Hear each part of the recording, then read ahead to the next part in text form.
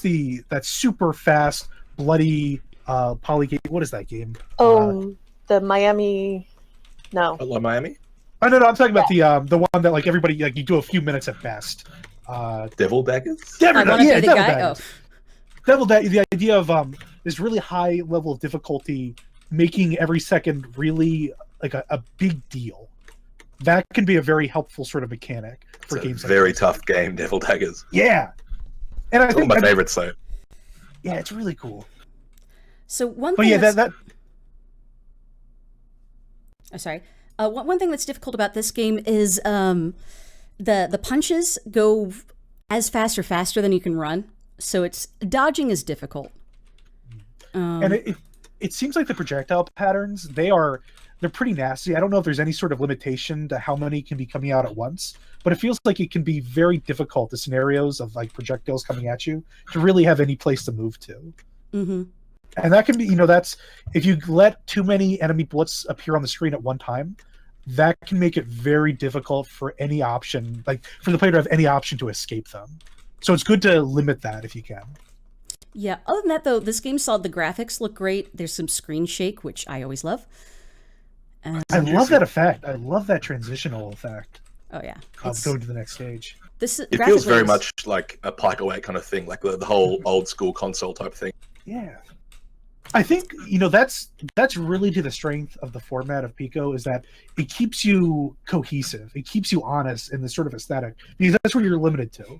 So you're going to be you are going to stick with this, and it's going to be cohesive as an experience visually. So I guess you could use the roll to like kite guys or something, but now one of it is I'm not terribly good at games like this, but I would like to see something a little more forgiving in the difficulty.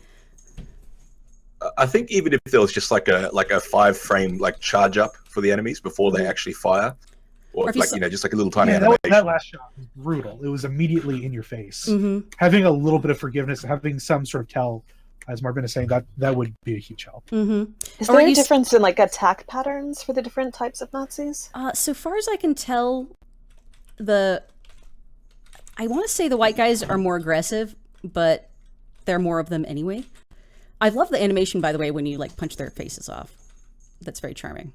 It's very slick. And if you look closely at your guy, he is a black block dude. But notice that like the level just started and I got toasted. Yeah, that's brutal. That's definitely a lack of forgiveness there. And that, invincibility frames and having a timer where you have some leeway when you start a level, that's a really big deal. Because the worst thing you can do from the player's perspective is give them deaths or damage that feels unfair. That turns off people very, very quickly if it feels like there's no opportunity for them to avoid an attack or projectile. Because I do enjoy difficult games, but I enjoy them when I die and I'm like, I deserve that. Yeah, that's really important. It's like I earned that death. I was a dummy. That's incredibly important to make players feel that they know why they died and they died in a fair way. That's a huge deal. The moment like an animation doesn't seem to show it, doesn't seem to forecast what's about to happen well, the moment where it feels like your controls aren't tight enough so you can respond, you players get very upset. I will say that I love that rolling animation. It reminds me of the kid from was it Hook, where Peter Pan returns and there's like these kids and one of them is like a chubby black kid who can roll, put his legs behind his head and roll around. It's literally that, and I love it. It reminds me of Nuclear Throne, the Fictions roll. Although like the upgraded one where you can roll everywhere. One complaint I have about this game as well is the scrolling of the level, so I can't see across. I don't know if that's intentional difficulty, but like I'm going here wanting to, figure out what the hell's going on, but I don't know what's across the screen. One strategy that I found was effective is like never stay on the same X or Y axis as any one guy for very long because they will fucking get you. Basically, it's mobile rules. Don't keep running. Yeah. Just keep running. Don't do it too close and run away. You know what'd be cool is if like Nuclear Throne style at the end of each level you could pick a power up. Yeah, like get more health or get a better weapon, and then you could like make the player have choices, and then there's this great talk. I forgot who it's by, but I think it's one of the lead designers of Magic: The Gathering. And he basically said when you let players make choices for customization, even if it's something basic, they feel a sense of ownership over the game, and they're more invested in what's going to happen. That was a great TED talk. I remember going through it, and the guy, it's interesting how effective all those points that he came up with for a card game for Magic: The Gathering, how effective they are in general for all game design. And the idea of ownership and decks. Is this a TED talk? Oh yeah. No, it's a GDC talk. After this, I'll have to link it. But because it was something that was shown to me when I was working on Loteria when we were designing the card game for that. Is that 20 years, 20 lessons? Yes, that's it. Yeah, that's right. Yeah, link that in the Twitch chat. Yeah. But other than that, this game is really slick. Props to the dev. It's awesome. Yeah, you did a great job using the Pico environment, using that to your advantage, and creating a very cohesive game with it. I am so not a dev. Every time you say Pico, I think of the Newgrounds mascot. Oh man, Pico de Gallo. There you go. Yeah, that's where I think of. Now I'm hungry. Now I Also want that. tacos. God blessed. The thing I miss the most about the States is that, like, even in New York, it's pretty easy to get tacos, whereas in Australia, it's like you can't get like the corn tortilla, for example. Everyone does either the hard shells or the soft wheat tortillas. They don't do the corn tortillas. Flowers are good.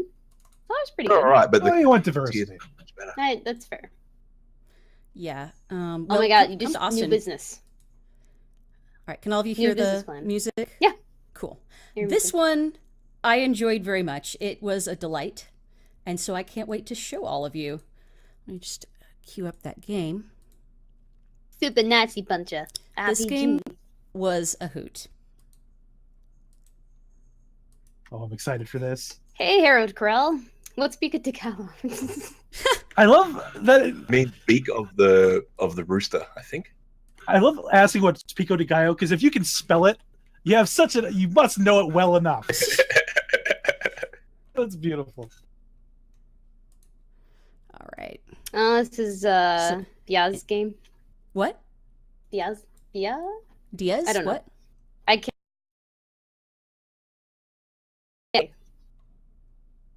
What are you asking? Whatever. Moving on. Okay. Never mind. Oop. All right. And so this Oh, so one, is this is an RPG maker? Which RPG maker is this made in? I don't know. Is there a way to see like in the stuff in the? Is this in a browser, or did you download? No, it? this is EX. It's an executable.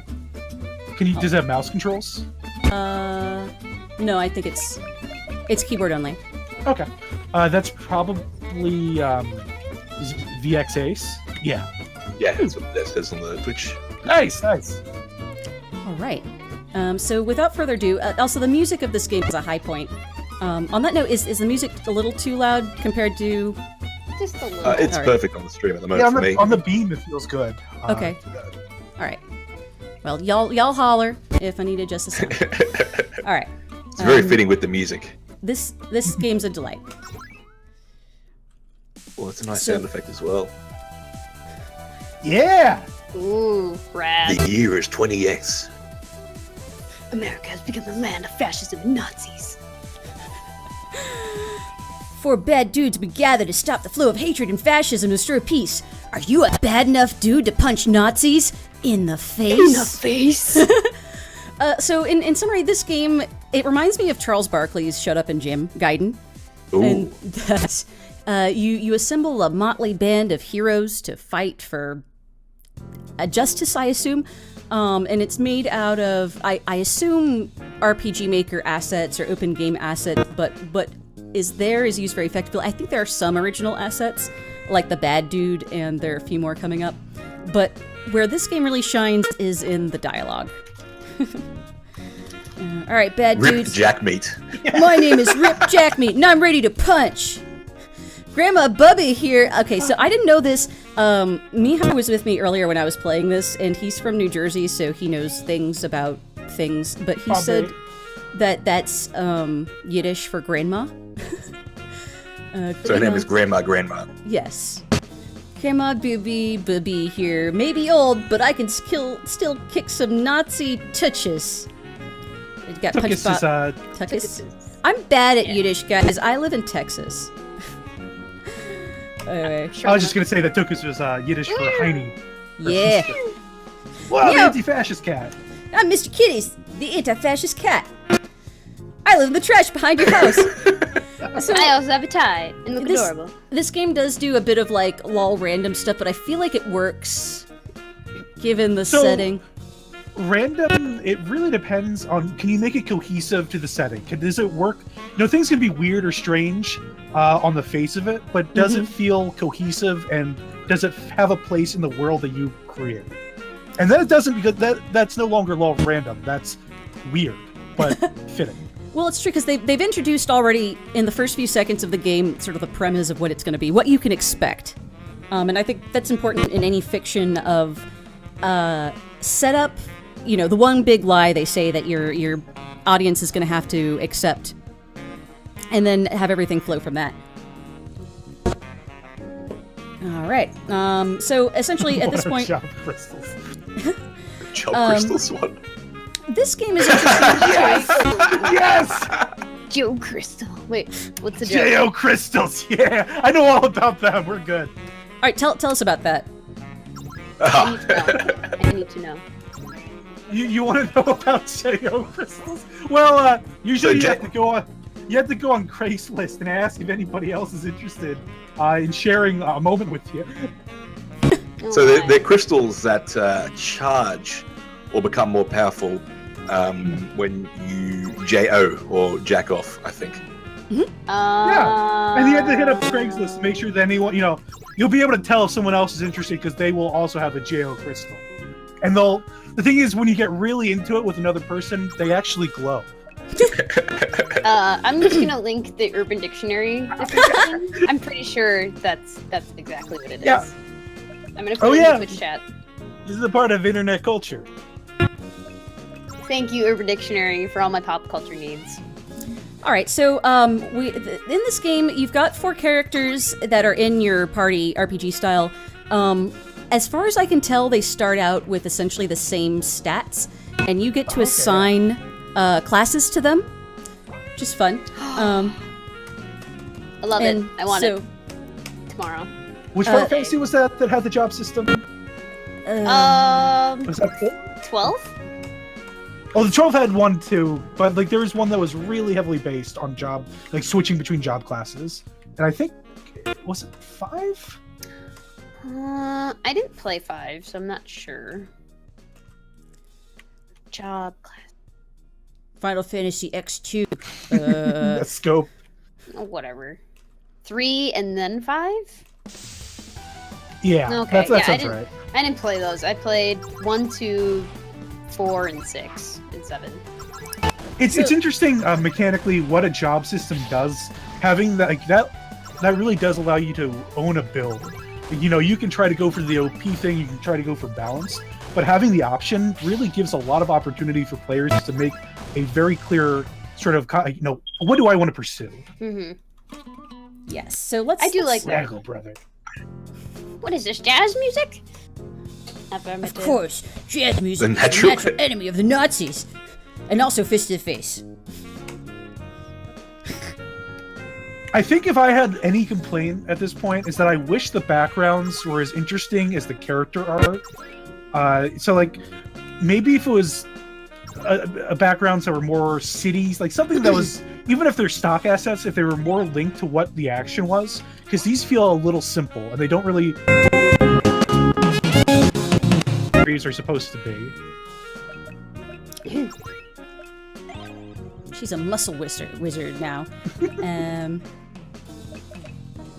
I think I might stream this. This does not go with my vote or anything, but I might actually stream this I will watch you at stream. a later date. If you're willing to be as insane as me, I will commentate over your stream.